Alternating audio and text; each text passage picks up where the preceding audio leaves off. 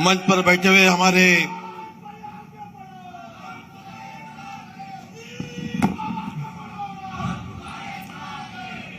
माननीय राष्ट्रीय अध्यक्ष, भारतीय जनता पार्टी का जोशपूर्ण नेतृत्व जिसे कहा जाता है, जब से आप बने हैं तब से भारतीय जनता पार्टी सफलता की ओर जा रही है।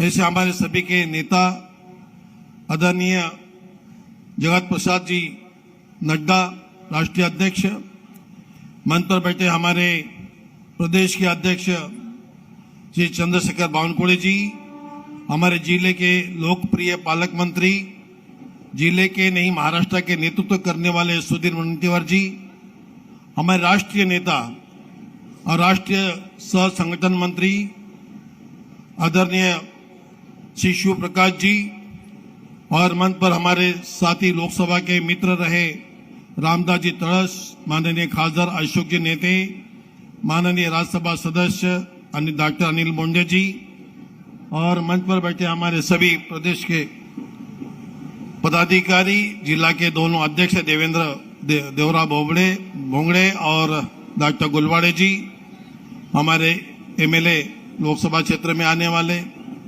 बोधकुरवार जी, डॉक्टर दुर्वे जी और भांगड़िया जी, उपस्थित भाइयों, मैं यहाँ बहुत कम समय के लिए बोलूंगा।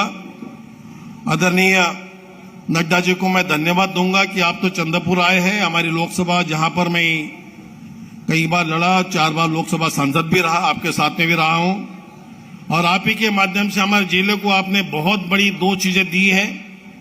एक तो आज चंद्रपुर जिले में जो मेडिकल कॉलेज है, ये राज्य सरकार ने बनाकर पूरा किया है, सुधीर जी के और देवेंद्र जी के नेतृत्व में, लेकिन इसकी मान्यता आपने दी थी, ये मैं कभी नहीं भूलूंगा। चंद्रपुर की जनता को मैं याद दिलाता हूं, ये मान्यता आप ही ने दी थी जब आप स्वास्थ्य मंत्री थे, और आपने और एक काम यहाँ बड़ा किया था, जब यहाँ पे हमारे यहाँ पे haemoglobinopathy research centre, control centre बना है सिकल सेल के आधार पर, इसकी भी मान्यता मिलते मिलते जो फंड चाहिए था वो आप ही ने देने से यहाँ पे आप वो पूरा हुआ है, जिसका लोकार्पण और भूमि पूजन भी देश के प्रधानमंत्री आदरणीय नरेंद्र मोदी जी ने किया था। पिछले माह में उसका लोकार्पण भी हुआ है। ये देश का एकमात्र ऐसा रिसर्च सेंटर है जिसके लिए भी आपने बड़ा योगदान दिया था, मैं धन्यवाद देता हूं। आप यहां पर आए हैं चंद्रपुर में। चंद्रपुर एक हमारी माता महाकाली का आशीर्वाद से कुल देवता चंद्रपुर की है, उसके नगरी में आप आए हैं, जहां पर कभी गोंड राजा, आदिवासी राजाओं का राज्य चलता था, वो राजा थे यहाँ के, उन्होंने यहाँ पे बहुत वर्षों तक ब्रिटिश से लड़ाई लड़ी, और उसी का एक परिणाम है कि हमारे यहाँ पे सबका आदर्श जो है हमारे शहीद बाबूराव शेरमा, क्योंकि हम हमेशा स्मरण करते हैं, वो आदिवासी योद्धा थे। और इस शहर के अंदर मैं इतना कहूंगा कि शहर की जनता बहुत महान है। महानगर लोकसभा की मैं यहाँ पर 4 बार जीता हूँ, आपको ये बात दिलाना चाहता हूँ। ये बड़े ब्रॉड माइंड के, उदार विचार के लोग हैं कि मेरे यहाँ पर जाति के 2000 वोट है, लेकिन मुझे 4 बार लोगों ने यहाँ पर जिताया है, ये देश की मिसाल बन गई है।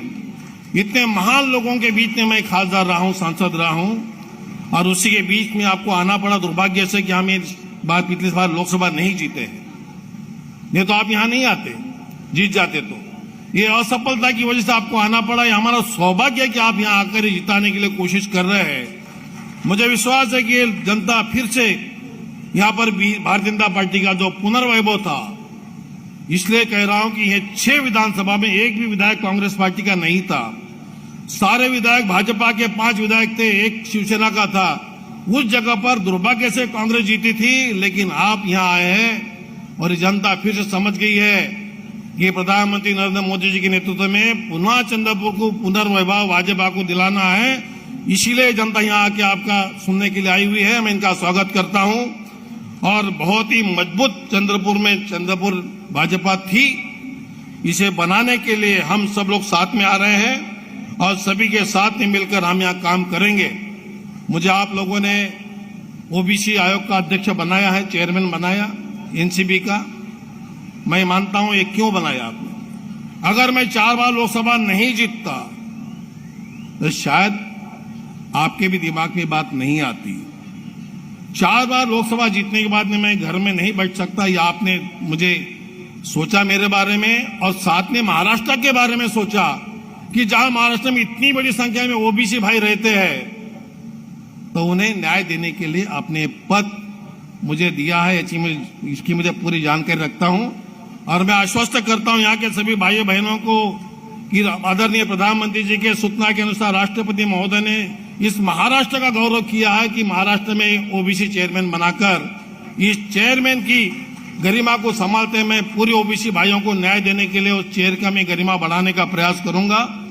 मैं आज के दिन पुनः एक बार राष्ट्रीय अध्यक्ष नड्डा जी को धन्यवाद देते हुए और जनता का फिर आभार मानता हूं कि आपने मुझे यहां पर 4 बार जिताया था, ये मैं कभी नहीं भूलता हूं।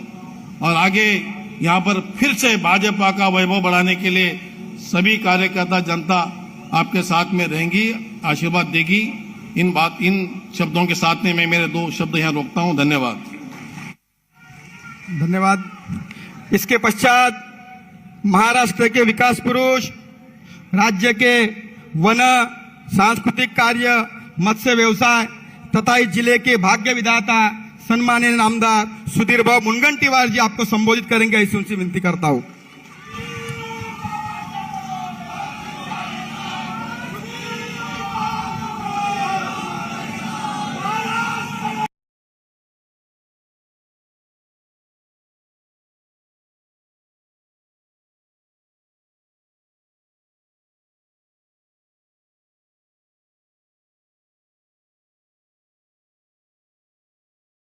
करता हूं।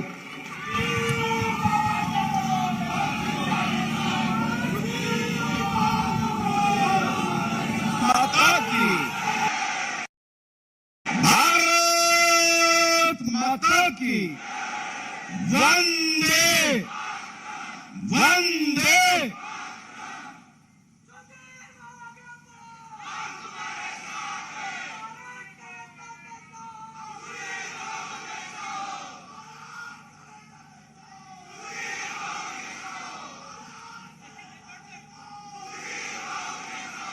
भारतीय जनता पार्टी के राष्ट्रीय अध्यक्ष, जो विश्व के सबसे बड़े संगठन के कप्तान हैं, कर्णधार हैं, ऐसे हमारे मार्गदर्शक नेता श्री जगत प्रकाश जी नड्डा, हमारे राष्ट्रीय महामंत्री सह संगठन, हमारे आदरणीय मार्गदर्शक श्री शिव प्रकाश जी, महाराष्ट्र के जुझारू नेता, प्रदेश के कप्तान श्री चंद्रशेखर बावनकुळे जी, राष्ट्रीय पिछड़ा आयोग के हमारे लोकप्रिय अध्यक्ष श्री हंसराज अहीर जी, यहाँ भारतीय जनता पार्टी के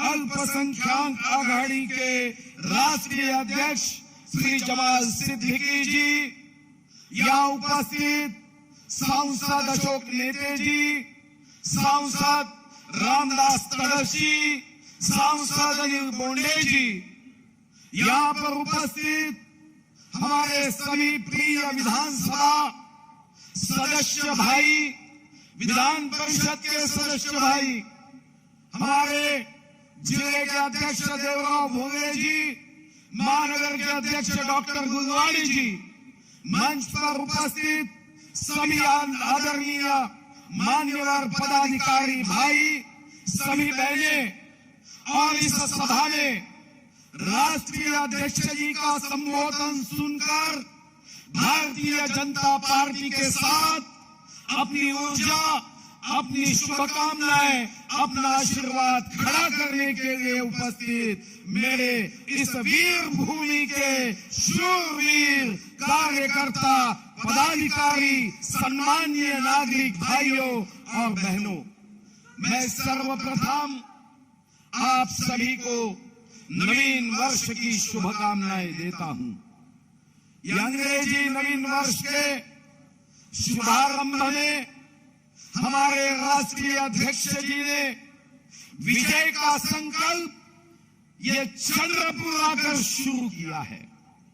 मैं मन में सोच रहा था कि कन्याकुमारी से कश्मीर तक, कामरूप से कच्छ तक इस देश के भारतीय जनता पार्टी का विजय का संकल्प ये राष्ट्रीय अध्यक्ष जी ने चंद्रपुर से शुरू किया है। सहजता से ये भाव मन में आया कि इसका कारण बहुत सीधा और साफ है। अगर आर पार रावण को पराभूत करना है तो आर पार राम से ही शुरू होती है कहानी। अगर के पार कंस को युद्ध में पराभूत करना है तो के पार कंस के लिए के पार कृष्ण को ही युद्ध के मैदान में उतरना होता है। तो सी फॉर कांग्रेस को पराभूत करने के लिए सी फॉर चंद्रपुर से अच्छी जगह भूमि हो नहीं सकती।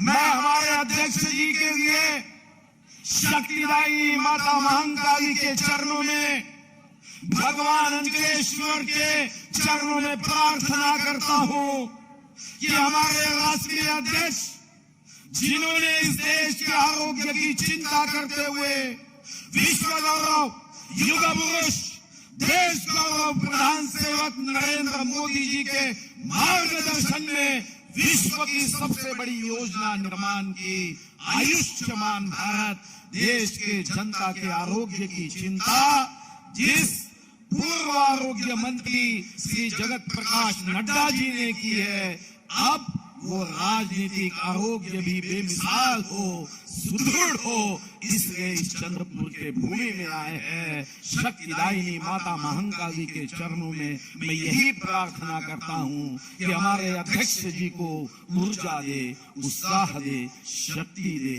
भर भर के आशीर्वाद दे। धर्म के इस युद्ध में, सत्य के इस युद्ध में, विकास और विनाश के युद्ध में सत्य की विजय हो, धर्म की विजय हो, विकास की विजय हो, यही आशीर्वाद शक्तिदायिनी माता महाकाली हमारे अध्यक्ष जी, हमारे जेपी नड्डा जी को दे। यही मैं मेरी ओर से, आप सभी की ओर से प्रार्थना करता हूं। हमारे राष्ट्रीय अध्यक्ष जी आए हैं कि चंद्रपुर लोकसभा जीतनी है। ये बात सही है कि मन में खेद रहा है, खंत रही है कि चंद्रपुर लोकसभा हम 2019 में जीत नहीं पाए। ये बात सही है कि चंद्रपुर की जनता ने हमेशा भारतीय जनता पार्टी का साथ दिया। तेरा वैभव अमर रहे, वह हम दिन सार रहे ना रहे, ये भावना से चंद्रपुर की जनता ने महानगर पालिका जीत के दी, जिला परिषद जीत के दी, मेरे जैसे कार्यकर्ताओं को एक बार नहीं 6-6 बार जीत के दी। इस जिले में भारतीय जनता पार्टी का झंडा हमेशा आगे रहा, मगर कभी कभी पैर पीछे होता है, मनवास्थाई रूप से होता है। आज यहाँ आई हुई जनता को, यहाँ आई हुई कार्यकर्ता भाई बहनों को, माननीय नड्डा जी को यह बताना है कि आप यहाँ आए हो, आपका तहे दिल से हम स्वागत करते हैं। और सिर्फ स्वागत नहीं करते, ये हमारी रिटर्न गिफ्ट होगी कि आने वाले दिनों में महानगर पालिका हो, जिला परिषद हो, विधानसभाएं हो, विधान परिषद हो, लोकसभा हो, जब जब भारतीय जनता पार्टी का प्रत्याशी चुनाव में खड़ा होगा, जीत सत्य की होगी, जीतेगा भारतीय जनता पार्टी। और इसलिए हम सभी जब ये विजय संकल्प की रैली में आए हैं, तो मैं आपको आह्वान करता हूं कि सभी कोई ऐसा व्यक्ति ना हो जो इस देश पे प्रेम करता, जो भारतीय जनता पार्टी के राष्ट्रभक्ति के विचार पे प्रेम करता, जो विश्व गौरव नरेंद्र मोदी जी को अपनी शुभकामना देना चाहता है, एक बार आखिरी कोने तक जो भी कार्यकर्ता, जो भी सम्माननीय नागरिक भाई बहन ये सुन रहा है, एक बार एक चंद्रपुर के इस बागों की भूमि की वज्रमुठ खड़ी करके हमारे राष्ट्रीय अध्यक्ष को कहिए कि जीतेगी तो भारतीय जनता पार्टी। एक बार जोर से भारत माता की जय कहते हुए वज्रमुठ खड़ी करिए। एक बार वज्रमुठ बता के हमारा संकल्प है कि हम जीतेंगे। सही तो मैं राष्ट्रीय अध्यक्ष जी को कुछ चंद्रपुर जिले की विशेष बातें कहना चाहूंगा। ये भूमि वीर बाबूराव शेडमाकी जी की है, जिन्होंने अपनी जान अंग्रेजों के खिलाफ कुर्बान की थी।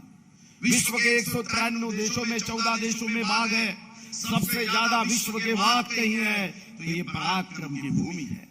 जब भारत चीन का युद्ध हुआ, यहाँ के मुख्यमंत्री थे, जिस विधानसभा से मैं आता हूँ वहां से मासा कन्नमवार जी इस महाराष्ट्र का नेतृत्व करते थे मुख्यमंत्री के रूप में। भारत चीन के युद्ध में जब पंडित नेहरू जी ने आह्वान किया कि हमारे सैन्य दलों के लिए सुवर्ण दान होना चाहिए, मैं अभिमान से यह कहना चाहूंगा भारत का सबसे ज्यादा सुवर्ण दान यही भूमि में हुआ। ये त्याग की भूमि है। अब यही चंद्रपुर की बातें समाप्त नहीं होती। जब कभी मई में आज तक एनडीटीवी न्यूज बताते हैं, वो कहते हैं कि विश्व में महीने के मई में कई दिन विश्व की सबसे ज्यादा उष्णता गर्मी चंद्रपुर में होती है। और हम सब जानते हैं कि जहां उष्णता होती है वहां शुद्धता होती है, अशुद्धता निकल जाती है। तो ये भूमि 4 से 5 दिन विश्व के सबसे बड़ा हॉट सिटी, हॉट शहर कुछ रहा है तो वो चंद्रपुर की भूमि रही है। यही भूमि है जहां विश्व रत्न भारत रत्न बाबा साहब अम्बेडकर जी ने यहीं से 100 मीटर पे दीक्षा दी थी, शोषितों का आवाज बुलंद किया था। यही भूमि है जिन्होंने देश को मोहन भागवत जी के रूप में सरसंघ चालक दिया। और मैं शिव प्रकाश जी को ये बड़े खुशी से कहना चाहूंगा कि हमारे देश के राष्ट्रभक्ति का प्रवाह हृदय तक पहुंचाने वाले 2 सरसंघ चालक जिनकी शिक्षा चंद्रपुर के जुबली हाई स्कूल में हुए, एक हुए हमारे गोलवलकर गुरु जी और दूसरे सुदर्शन जी। 3 सरसंघ चालक, एक सरसंघ चालक की जन्मभूमि और 2 सरसंघ चालकों की शिक्षा भूमि, ये हमारी चंद्रपुर रही है। जिस सेंट्रल रिश्ता में अभी हमारी संसद 2 अधिवेशन के बाद जाएगी, ये मैं अभिमान से कह सकता हूँ कि सेंट्रल रिश्ता का जो दरवाजा है वो हमारी ही टीकूट से बना है। देश के सांसद जब भी सेंट्रल रिश्ता में जाएंगे तो गुजरना तो चंद्रपुर के दरवाजे से ही होगा। ये विशेषता भी मैं आपके ध्यान में लाना चाहता हूँ। आखिरी की विशेषता, आशिया का सबसे बड़ा ऊर्जा केंद्र ये आपके ही बाजू में थर्मल पावर स्टेशन था, जो आशिया का सबसे बड़ा एक समय में था। ठीक है, वक्त का तकाजा है कि अब बहुत जगह पे ऊर्जा केंद्र बने। मैं इतनी अपेक्षा करूंगा कि इस चंद्रपुर से बाजू में ऊर्जा केंद्र है जिसके मंत्री हमारे बावन कुरेजी थे। मैं यही विश्वास से कहूंगा यहाँ से 800 किलोमीटर तक अंधेरा दूर करने का काम चंद्रपुर का ऊर्जा केंद्र करता है।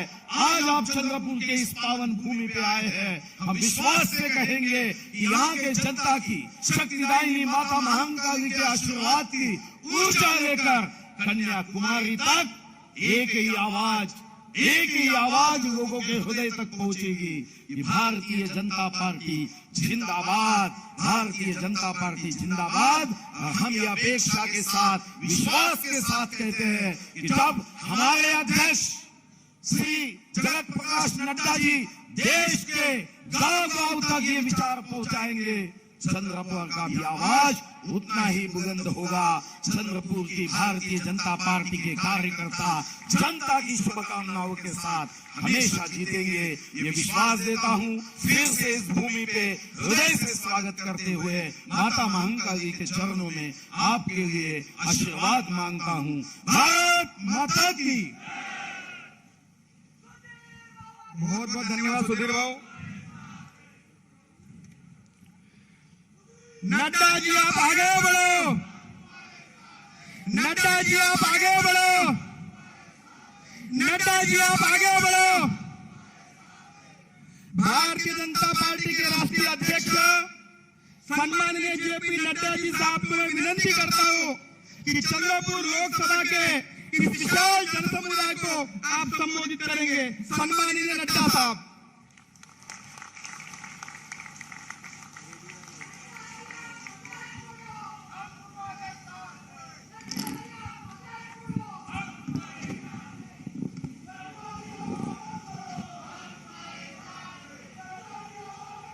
आज के इस विशाल जनसभा में हमारे साथ उपस्थित भारतीय जनता पार्टी के बहुत ही जुझारू, कर्मशील और संवेदनशील अध्यक्ष श्री चंद्रशेखर बावनकुले जी, हम सबके प्रिय नेता, हमारे वरिष्ठ सहयोगी, जिनके साथ मुझे लंबे समय तक काम करने का मौका मिला, महाराष्ट्र सरकार में मंत्री भाई सुधीर मुनगंटीवार जी, हमारे राष्ट्रीय सह संगठन मंत्री श्री शिव प्रकाश जी, हमारे पूर्व में केंद्रीय मंत्री और वर्तमान में हमारे चेयरमैन श्री हंसराज अहीर जी, लोकसभा में हमारे सांसद श्री अशोक नेते जी, रामदास तड़स जी, हमारे मनोज कोटक जी,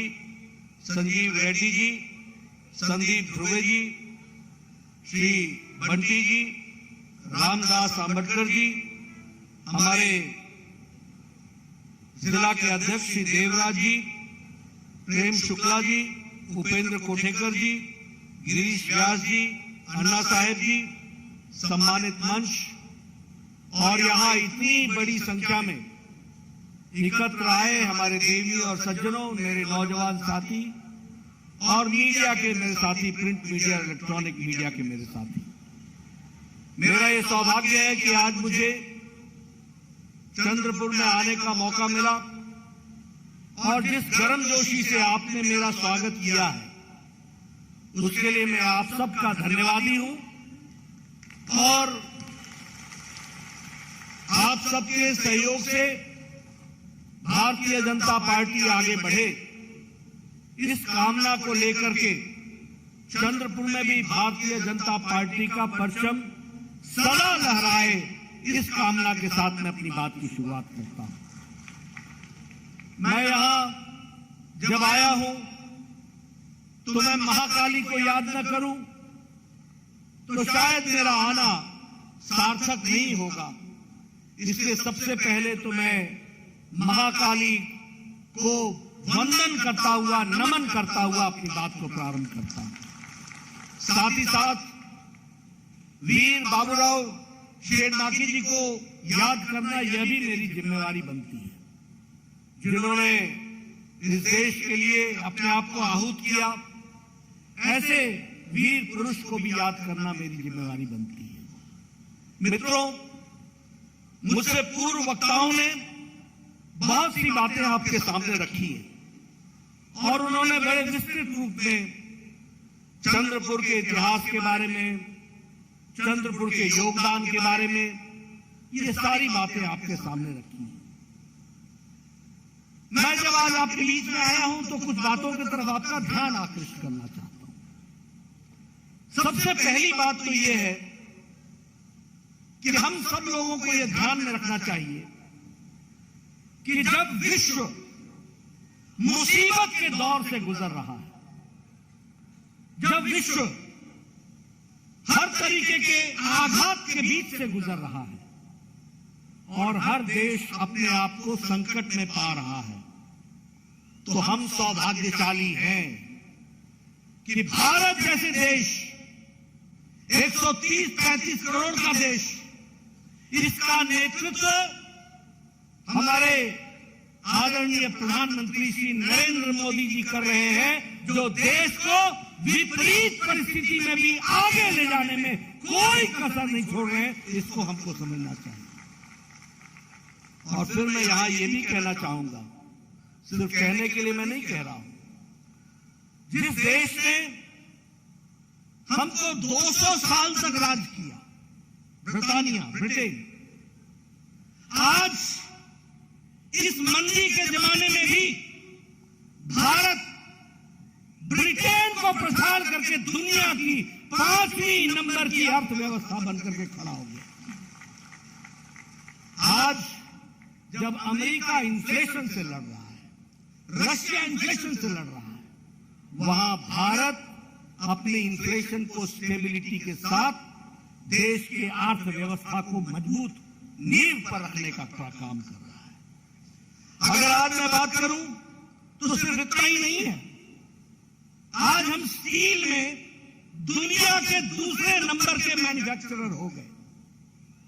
8 सालों के अंदर जो देश 52% मोबाइल बाहर से लाता था, आज यह देश 97% मोबाइल भारत में बना रहा है और दुनिया को सप्लाई कर रहा है।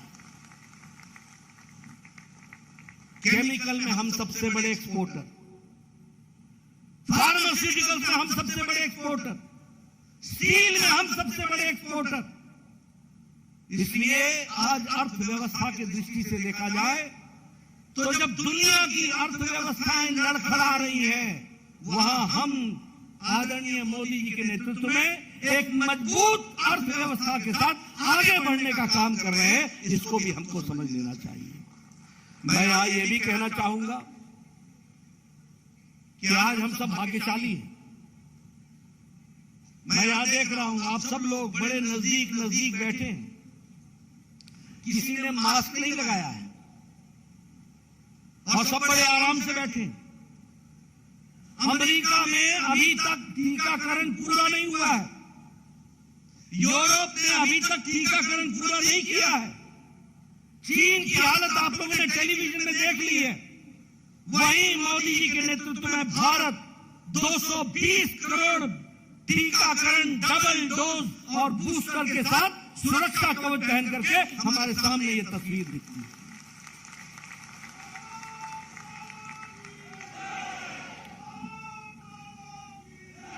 मैं आपको इसलिए ये बात समझा रहा हूं क्योंकि हमें माता होना चाहिए।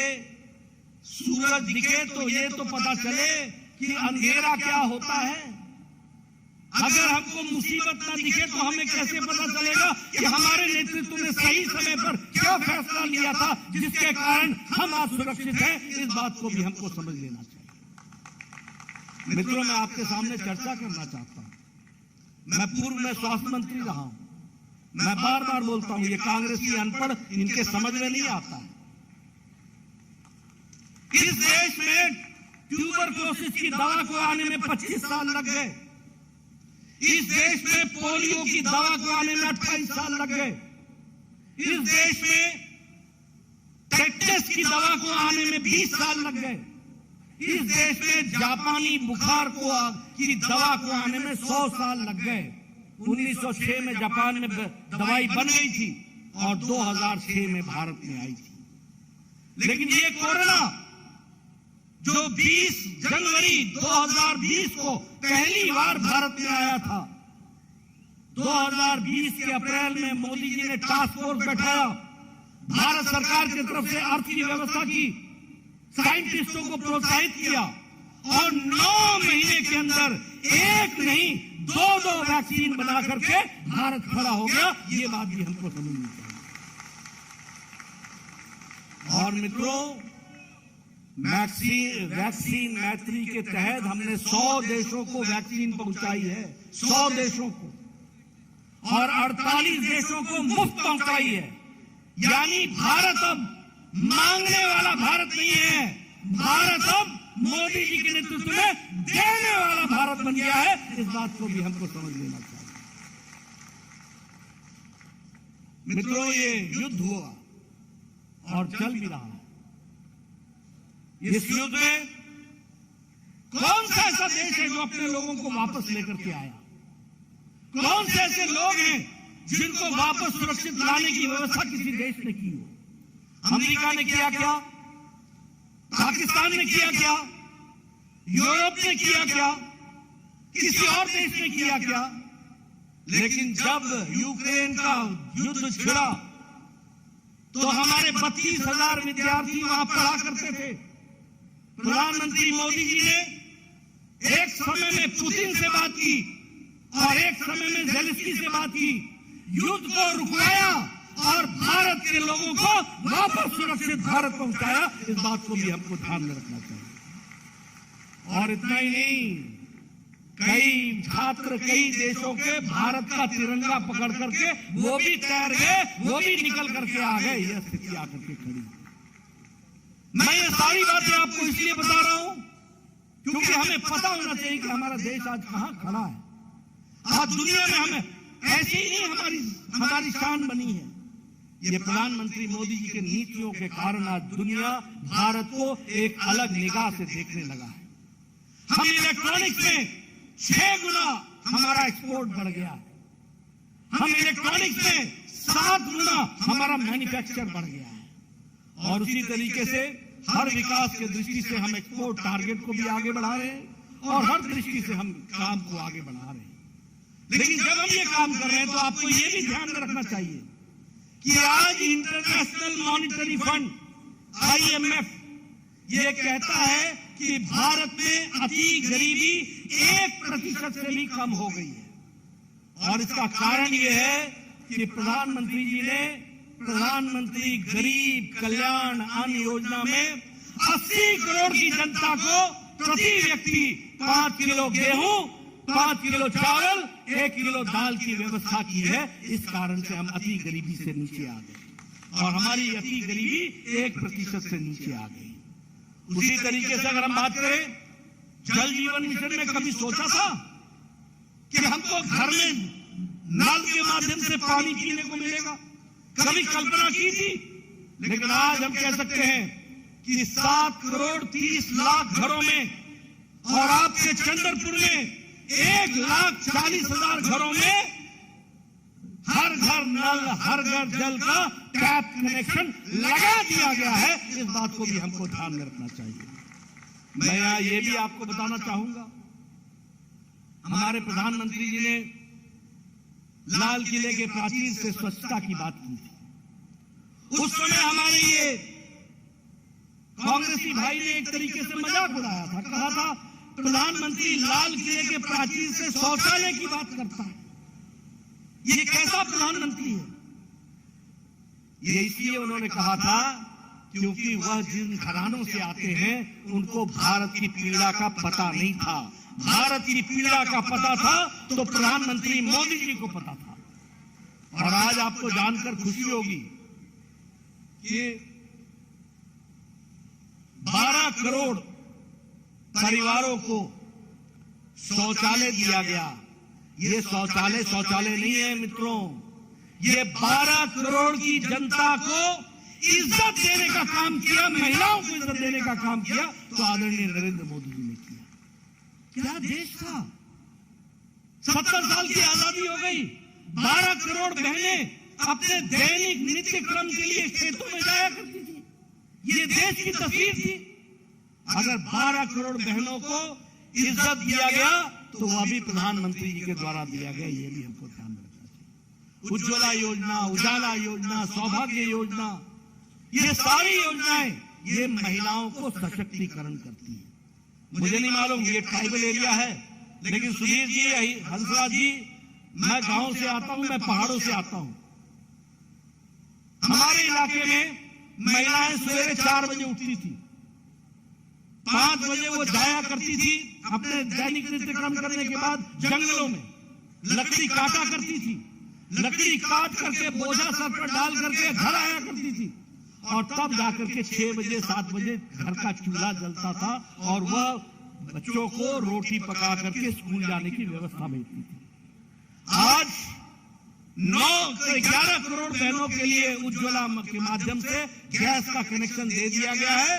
अब हमारी बहनें टक से लाइटर जलाती हैं, 5 मिनट में चाय, आधे घंटे में भोजन करा करके अपने परिवार को आगे बढ़ाती हैं। ये छोटी घटना नहीं है। मैं आप राजनीतिक कार्यकर्ता हैं, आपको मैं बताना चाहता हूं किस तरीके से आम महिलाओं को ताकत मिली है। इस बात को भी हमको समझना चाहिए। आप बताइए, प्रधानमंत्री किसान सम्मान निधि में हर चौथे महीने 11 करोड़ 74 लाख किसानों को 2-2 हजार रुपए मिल रहे हैं कि नहीं मिल रहे हैं? उनको ताकत मिल रही है कि नहीं मिल रही है? और सबसे बड़ी बात यह है कि एक प्रधानमंत्री बोलता था कि मैं 1 रुपया भेजता हूं तो 85 पैसे घर में बीच में खर्च हो जाते हैं, 15 पैसा ही जाता है।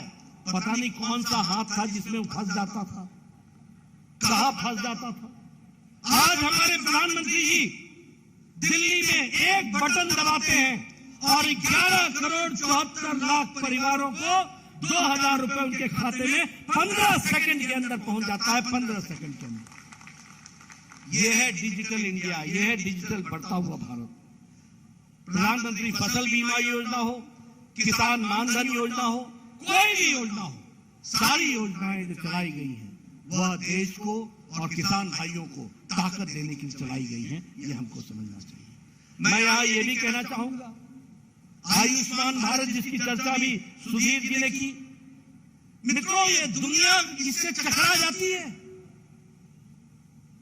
10 करोड़ 74 लाख परिवार, 50 करोड़ लोग, यानी भारत की 40% की आबादी को मोदी जी ने 5 लाख रुपए गंभीर बीमारी से लड़ने के लिए हर साल सालाना 5 लाख रुपए देने की व्यवस्था की है। ये दुनिया का सबसे बड़ा हेल्थ कवरेज है, दुनिया का कोई मुकाबला नहीं कर सकता। 50 करोड़ का मतलब मालूम है, सारी अमेरिका की आबादी, सारी कनाडा की आबादी, सारी मेक्सिको की आबादी और आधी यूरोप की आबादी मिला लो तो भारत का आयुष्मान भारत बनता है। इस बात को समझ लेना चाहिए। ये ताकत और उनको ये व्यवस्था करके देना, यह भी हमको ध्यान में रखना चाहिए। मैं यहां आपके साथ बहुत सी बातें कर रहा हूं, आप कहोगे मेरे महाराष्ट्र की बात करो। मैं आपको कहना चाहूंगा, अभी पिछले महीने की 12 तारीख को प्रधानमंत्री मोदी जी आए थे, 11 तारीख को, और उन्होंने यहां पर 75,000 करोड़ रुपए के प्रोजेक्ट का शिलान्यास किया, 75,000 करोड़। यह है महाराष्ट्र, बदलता महाराष्ट्र। उसी तरीके से नेशनल रेल प्रोजेक्ट में 1500 करोड़ रुपए का प्रोजेक्ट दिया। उसी तरीके से national institute of one health, इसमें 110 करोड़ रुपए का प्रोजेक्ट दिया। नाग रिवर के लिए, पोल्यूशन अबेटमेंट के लिए 1925 करोड़ रुपए का प्रोजेक्ट दिया।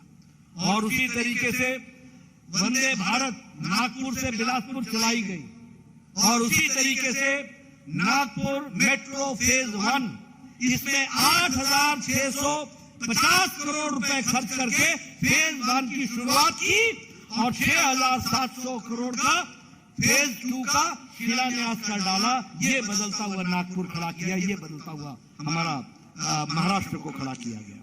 उसी तरीके से हृदय सम्राट बाला साहब ठाकरे जी का महाराष्ट्र का समृद्धि महामार्ग जो 520 किलोमीटर का है, नागपुर से शिरडी, उसका भी इनॉग्रेशन किया, उसका भी उद्घाटन किया, और साथ ही साथ 701 किलोमीटर का एक्सप्रेस वे के लिए 55,000 करोड़ रुपए का आवंटन किया है।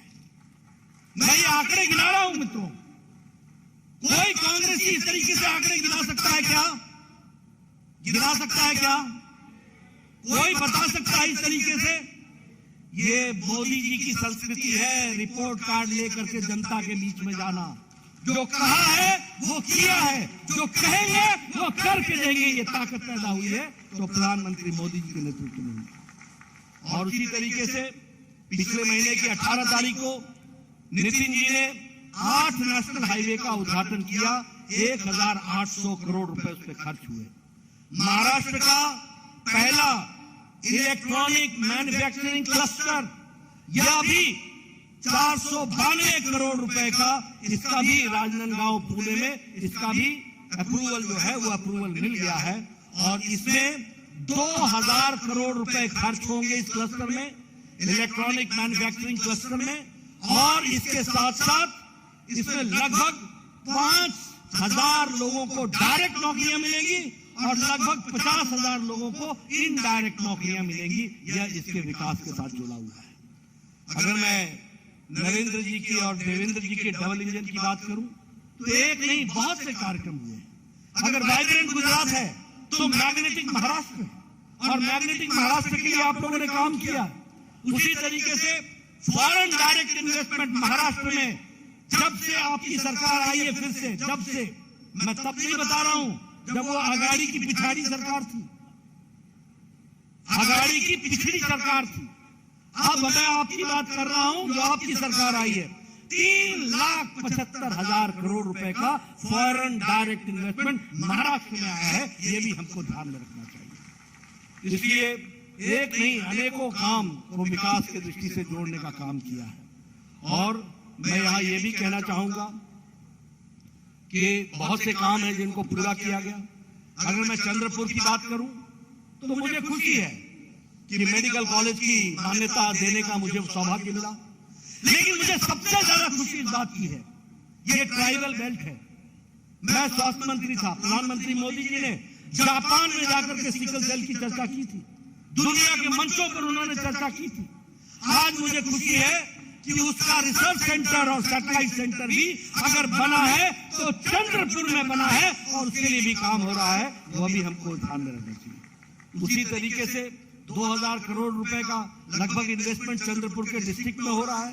प्रधानमंत्री ग्राम सड़क योजना में 35 सड़कें बन रही हैं और 223 किलोमीटर में 170 करोड़ रुपए का खर्च जो है वो अभी तय हुआ है। मित्रों, मैंने आपके सामने एक तरीके से विकास की कहानी आपके सामने रखी है, आपको बताने का प्रयास किया है। देश, प्रदेश, चंद्रपुर, हर जगह अगर विकास की कोई कहानी लिखी गई है तो वो कमल के निशान के साथ और भारतीय जनता पार्टी के साथ लिखी गई है। इस इलाके की उपेक्षा की थी कांग्रेस के लोगों ने।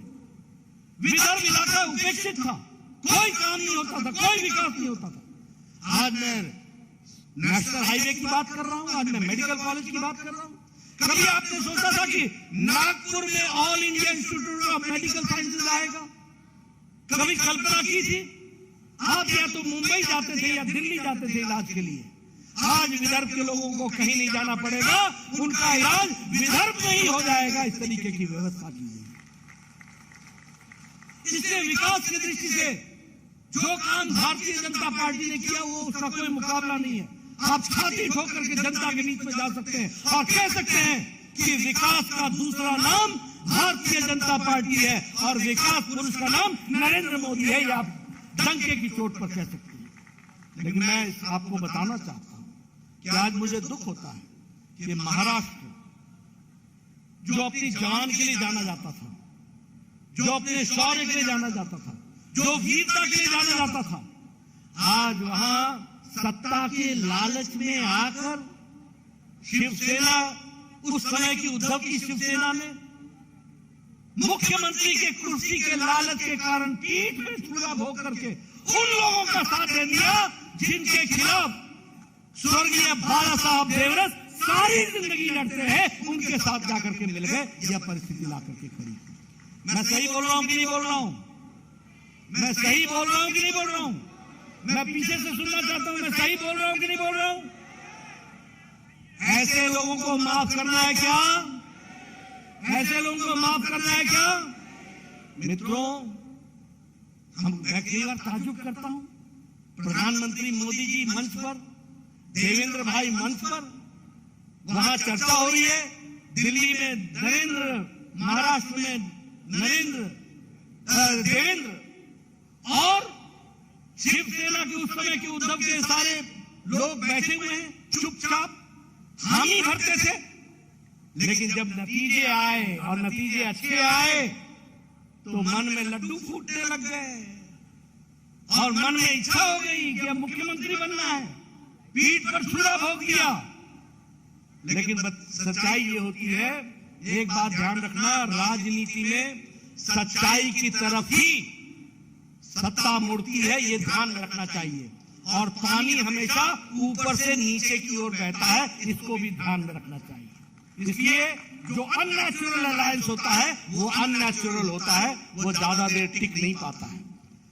और मुझे ताज्जुब होता है कि ऐसी सरकार आई कि आपने अपने विचारधारा से कॉम्प्रोमाइज कर लिया, गणेश उत्सव बंद कर दिया, दही हांडी के कार्यक्रमों को रोक दिया। भारत की संस्कृति से जुड़े हुए महाराष्ट्र, जो विकास की दृष्टि से और संस्कृति से जुड़ा हुआ महाराष्ट्र था, उनकी सांस्कृतिक भावनाओं को ठेस पहुंचाते हुए उन लोगों के साथ खड़े हो गए जिन लोगों ने भारत के राजनीति में संस्कृति को समझने से इनकार किया था। ऐसे लोगों के साथ आप खड़े हो गए। इसलिए आपको पता है कि उनको जो मुंहतोड़ जवाब मिला वो भी आपके सामने है। आज आपकी सरकार बनी है, आज एकनाथ शिंदे जी और देवेंद्र फडणवीस जी पूरी मजबूती के साथ महाराष्ट्र को विकास के आगे ले जा रहे हैं और इसको आगे ले जाएंगे और हम लोगों को पूरी ताकत से आगे बढ़ना है और महाराष्ट्र के विकास में कोई कसर नहीं छोड़नी है। इस बात को भी हमको ध्यान रखना चाहिए। मैं याद नहीं दिलाना चाहता, लेकिन हमारे पालघर में साधुओं के साथ जो बर्ताव हुआ, उद्धव हिंदू सम्राट के बेटे सीबीआई को इंक्वायरी थमाने से पीछे हट गए। एनसीपी और कांग्रेस के दबाव में आकर के क्या हो गया था, भ्रष्टाचार ऐसे करने लगे, 3-3 दुकानें खुल गई, 3-3 दुकानें। पहले शिवसेना को दो, यानी उद्धव को दो, उनके यहां जाइए, वहां माथा टेकिए, फिर कांग्रेस में माथा टेकिए, फिर एनसीपी में माथा टेकिए। माथा टेकते टेकते माथा ही झुक गया, यह स्थिति ला करके खड़ी कर दी। और एक हमारा सुनो, अगर मैं अपनी बात करूं तो एक तरफ हमारा जैम है, जन आधार, जनधन आधार और मोबाइल जैम से हम एक डिजिटली स्वच्छता ला रहे हैं राजनीति में। और एक उनका जैम है, वो है jointly acquiring money, jointly acquiring money. और उसी तरीके से इनके यहां भी महाविकास आघाड़ी थी और उस महाविकास आघाड़ी में हमारा है, बीजेपी का है डीबीटी, डायरेक्ट बेनिफिट ट्रांसफर, और उनका है डीबीटी मतलब डीलरशिप, ब्रोकेज और ट्रांसफर। यही करते चलो, डीलरशिप लो, ब्रोकेज करो, दलाली करो और ट्रांसफर में धंधा कमाओ। आज हमें बड़ा दुख होता है ये जानते हुए, अभी एक मंत्री ये साल भर अंदर रह करके बेल पर छूटे, एक मंत्री अभी भी अंदर, पूर्व मंत्री अभी भी अंदर है। क्या हो गया था, किस तरीके का टेररिज्म का ढोंग रच करके एक पुलिस ऑफिसर उगाई करने पर लगा हुआ था, आज वो भी जेल में है। क्या स्थिति आ गई थी।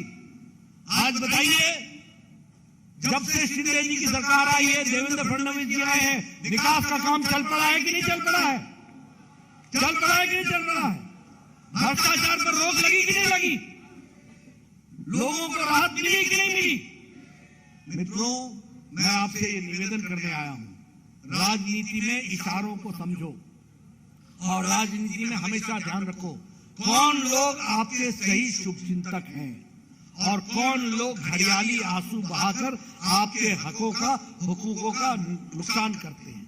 और मुझे पूरा विश्वास है कि आपके ध्यान में आएगा कि इस काम को करने के लिए, महाराष्ट्र को आगे ले जाने के लिए और कोई नहीं है, वह हमारी सरकार, भारतीय जनता पार्टी, एकनाथ शिंदे जी और देवेंद्र फडणवीस की सरकार है। और पार्टी में भारतीय जनता पार्टी आगे बढ़ने के लिए, आपकी सेवा के लिए आतुर है।